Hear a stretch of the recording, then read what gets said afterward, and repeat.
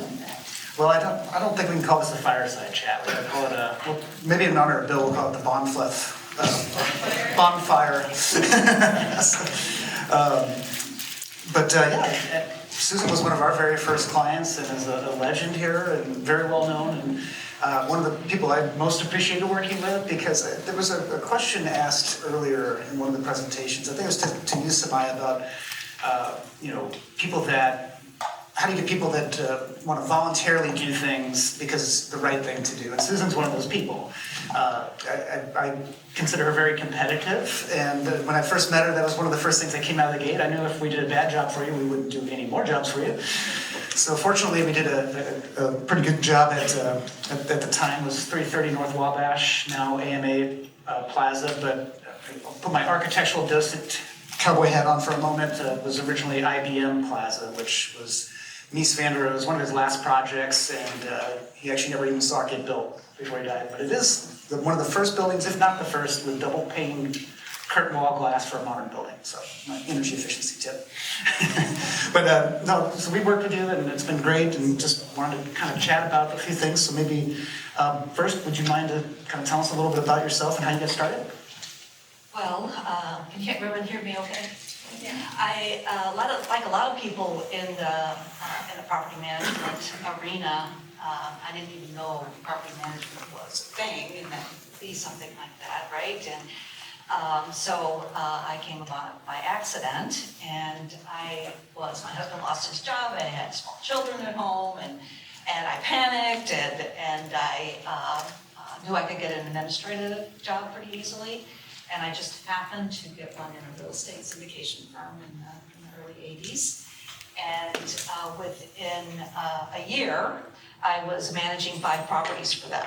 So having gone from knowing nothing about property management to learn as much as I could about the field, and was managing 2 office buildings, 2 shopping centers, and an industrial property for them at that time. So and I fell in love with it, and started to figure out how I could enhance my knowledge and expertise in the field. So did that right away. It's quite a diversity of projects or buildings to manage. I'm sure you absorbed a lot. Yes, it was a good opening job. So maybe what are a few notable things that have happened throughout your career that you want to share? Well, I think that my membership and interaction with BOMA, there's some people from BOMA here, has really helped me to enhance and increase my career through education and being opportunities for leadership. And I think there's awards, a Property Management of the Year Award, and some building awards that I received that I think I really feel good about those things. I also have had an opportunity to teach at BOMA, and I think probably mentoring and educating others and seeing their successes. And Lee is here; he's one of my students at one time. It really is a great marker for my career success. Outstanding. I know that's one of the things that you introduced our group to was the BOMA environment, the kind of network, and coming from some other organizations, volunteer groups. I've never been in an organization that has such a well-established mentorship program and education program, other than Brian. Right.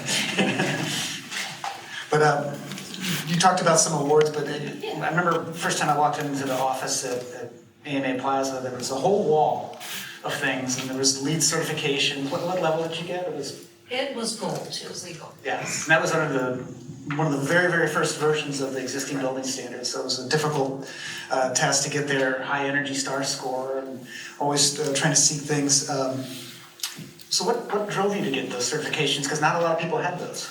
Yeah, well, you mentioned competitiveness, so I think that's probably a big part of it. But I think that learning as much as you can about everything that goes on in the operations of the building is extremely important. And Bill, you were talking about behavior.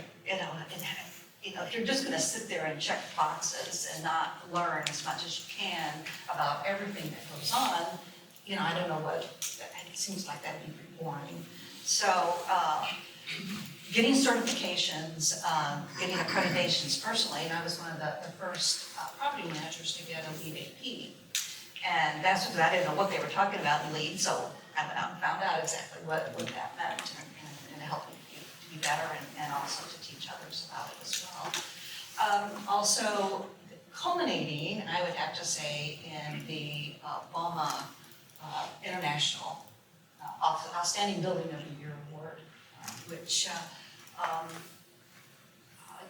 utilizes all different areas of operations, from life safety to tenant relations, as well as energy conservation, sustainability, which have the most points. And there's others here that have won at that level too, so they know how what a great feeling that is. And I think it's one of the ultimate awards for the property profession.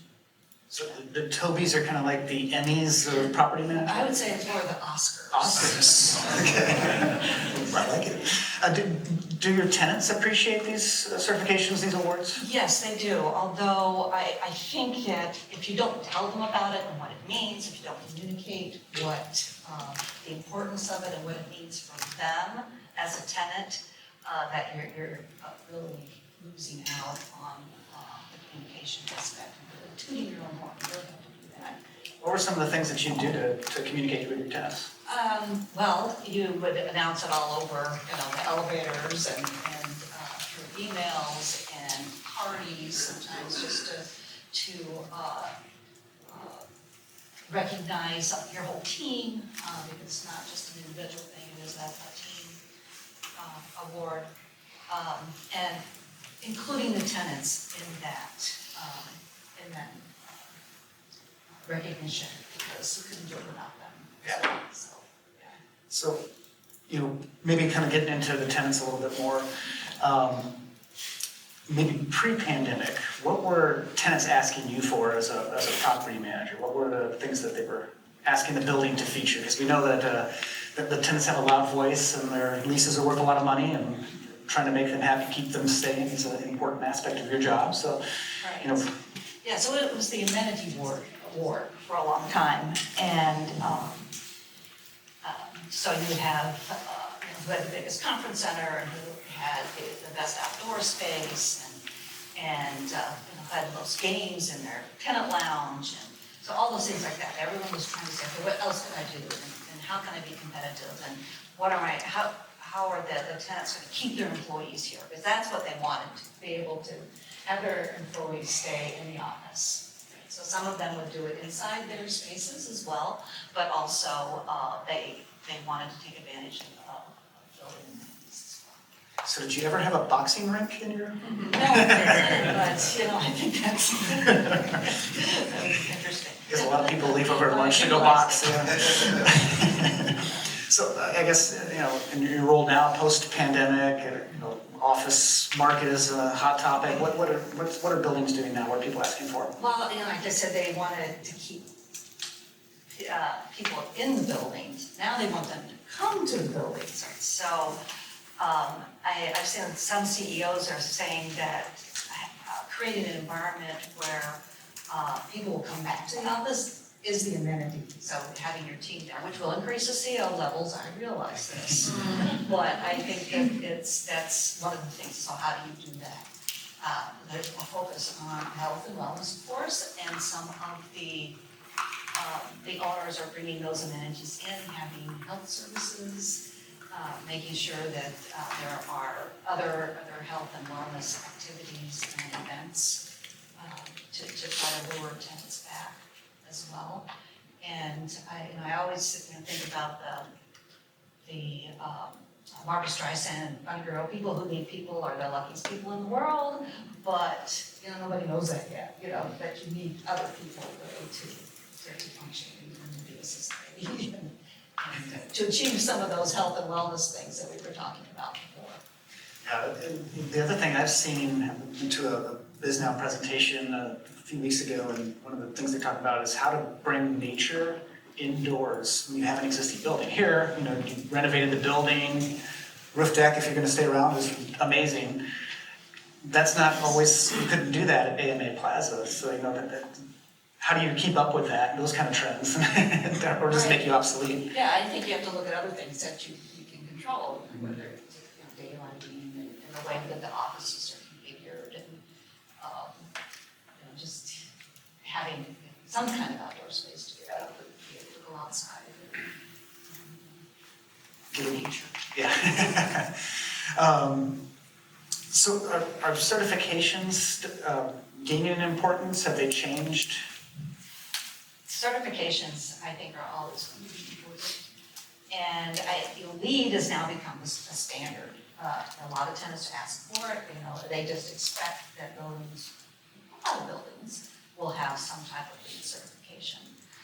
But there are others too, whether it's Fit Well or Well, or those different levels of well I really enjoy hearing about as well. And the UL has a healthy building certification, so I think there's something out there for everybody, different cost levels, different data points, expectations that buildings should look for. But I think at the minimum, if your owner does not allow you to get a certification, because there's always some costs involved, is that you should be aware of what it takes to be a healthy building, whether it's ventilation or filtration.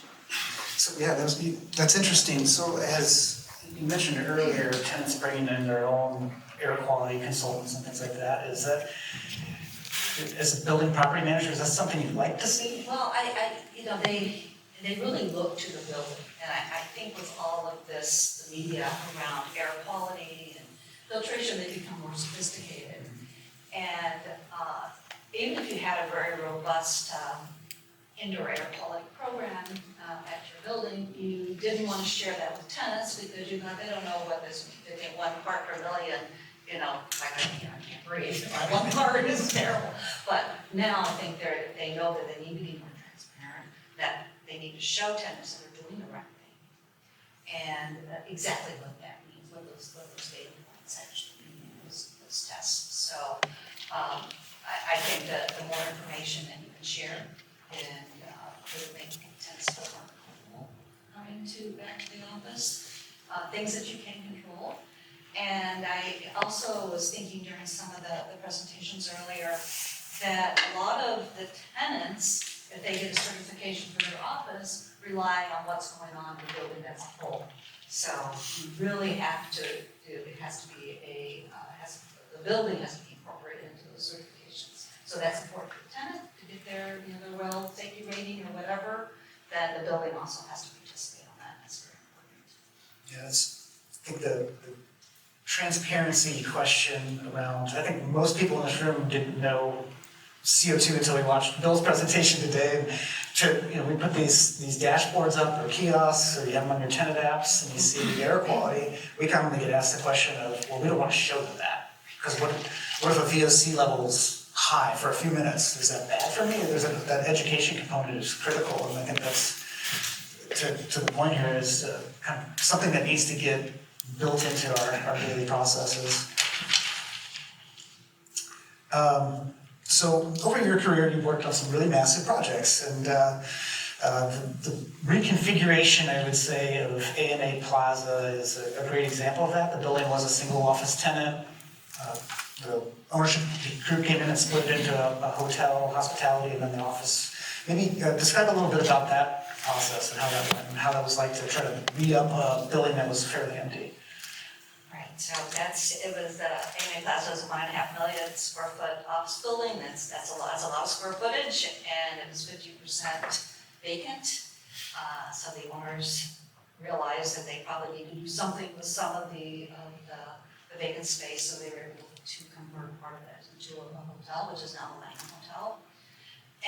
But still left a 1.1 million square foot building after that, which it was built in 1972. It was Mies van Rohe's last building, even though it won the first governmental energy efficiency award in 1972. It was 54 years old at the time.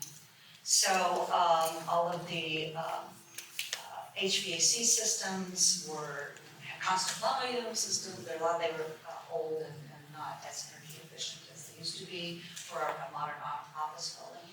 And then, that's one of the things about these buildings, that it was able to be easily converted to a hotel use, as well as maintaining office use, as well as changing the entire infrastructure to come up to modern standards. So it was an amazing experience, and I thought learning a lot. Well, I bring up the question because I know you've had the experience with that, and now we see the office environment with the downtown market again, with the potential for low lease rates. And do you foresee, do you think something similar will happen when there will be more conversions like this? Well, I like to remain optimistic about the market as a whole, and I've been through a lot of real estate cycles, I've been the good and the bad, several times. So, this one just is a little bit slower coming back. There's been some new office buildings built, so there's tenants, as usual, moving into those buildings, leaving large spaces. So it's just a matter of whether those buildings are compatible for retrofitting or changing the use or not. And are they marketable for some tenants? They very well could be. So I think it's all about the possibility, whether it's structurally possible and the costs involved to make it happen. But I think it's certainly a consideration for developers. Yeah, it's nice to not tear down buildings or keep the embedded carbon in those buildings and move forward. Just touching on maybe for some of the other folks in the building management world here, but you've participated in several incentive programs. We just heard about how we have some new programs coming out with the state. You've done some retro commissioning, you've done Energy Star and some other programs like that. Just really, at what point do you need to look at a building where you're not looking at low-hanging fruit and operational things and really go for that real deep retrofit or set it up for a big reduction in its footprint?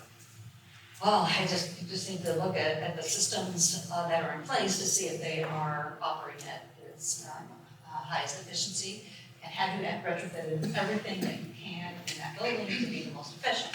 And then things will change, 10 years later, then it will be new technology and it will need to change again. And, just talking about those incentives that, everyone's paying for those on their electric bill, right? So I think if you haven't taken advantage of that you're really not doing your job very well. So there's always an opportunity to utilize any of those incentives. And hopefully there'll be a lot more available given the legislation that is coming down the next year. It sounds like right. For sure.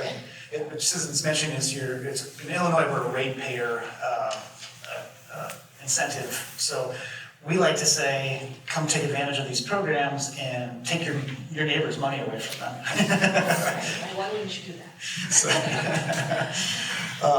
So you recently have ventured out on your own, and maybe just tell us a little bit more about what's next for you. Well, instead of retiring, I repositioned myself and doing consulting. So I hope just to bring my experience and expertise in many different areas to the real estate world, and helping any owners, managers, anyone really in different types of projects, strategies, transitions, and it's going pretty well so far, I have to say. It's exciting. Yeah, it is exciting.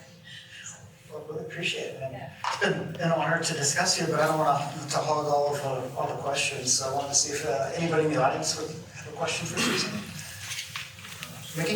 Yeah, just really quick, when was it that the building was at 50% occupancy? It was in 2008, basically, so great timing. But they had sold part of the building to another hotel room, and then in 2008 happened, the recession, and then it just sat there, the apartments, empty. And then the Langham Group came and purchased it 3 years later.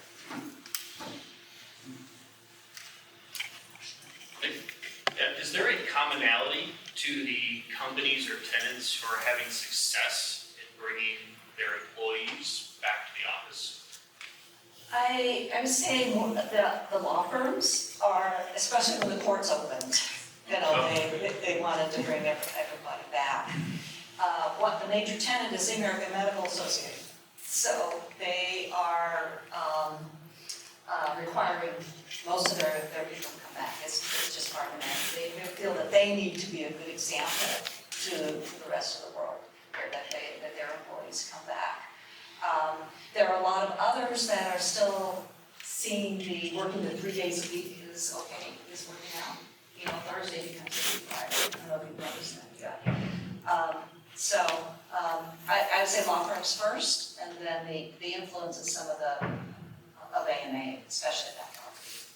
Or what about like, are they incentivizing their employees differently? To not get fired, yes. Designing their spaces differently? Are you finding a commonality from that standpoint? They're not, haven't seen any design, and I think that's where the communication comes in with the building management, the ownership, is that you're really driving those types of questions, whether it's the building's healthy to come back to, what is your air circulation, how many times are you purging, you know, whatever they're asking for, what is your filtration levels? You know, now they know what MERV means. You know, so I think that's where really the building is driving a lot of that. All right, well, I think we want to stay on time here, so I think we can, Paul's got a 1 minute question. on Paul, okay. What do you think of the undefeated Jayhawks team? Oh my God. We can talk offline, just saying, I you grew up in know. Kansas, so I went to the University of Kansas. You too? Yeah, rock top. So sorry. We digress. We have a football team. I spent all my energy on basketball, and now it has to go to football. I know. Well, we'll share, we found the only hot seat in the house.